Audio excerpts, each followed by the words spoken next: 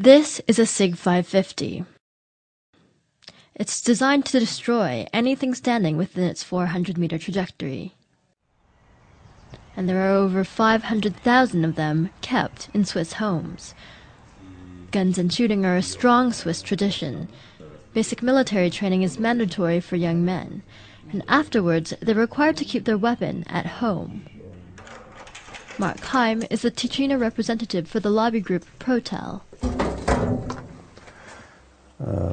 Basically, this was my father's military rifle, and of course he got to keep it when he was finished. I have my grandfather's rifle in the office, hanging on the wall. This was mine when I did service, which is quite an old one. It was introduced in 1957. Was used until 1990.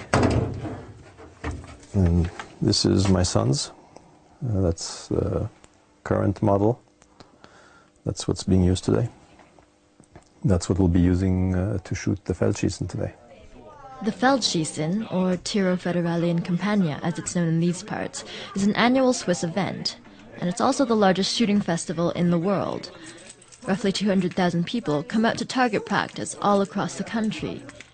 Ammunition is provided by the government. Heim goes regularly to this range, and it's often a family affair. It was organized by the government to have a very high state of readiness for the Swiss military and population. The target has always been that within 24 to 48 hours, Switzerland could mobilize a pretty large army, I mean, even by European standards.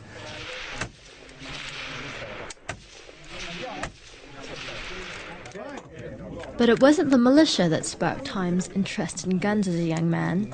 It was an unassuming trip to a Holocaust museum. I was going through all the exhibits and the soap and the lampshades made of people's skin. And while I was looking, I heard a funny noise, and there was an old woman maybe 2 meters from me, and she was trying not to cry. She was sort of sobbing very quietly. She was holding it back. If she had been a few meters further away, I wouldn't have heard her. And she obviously had gone through that. That's when the whole impact of it hit me. And I promised myself I would never be in her situation.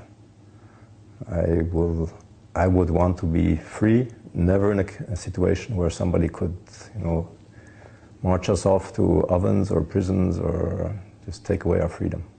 The key to freedom is the ability to be able to defend yourself. And if you don't have the tools to do that, then you are at the mercy of whoever wants to put you away. And the tools for that are guns.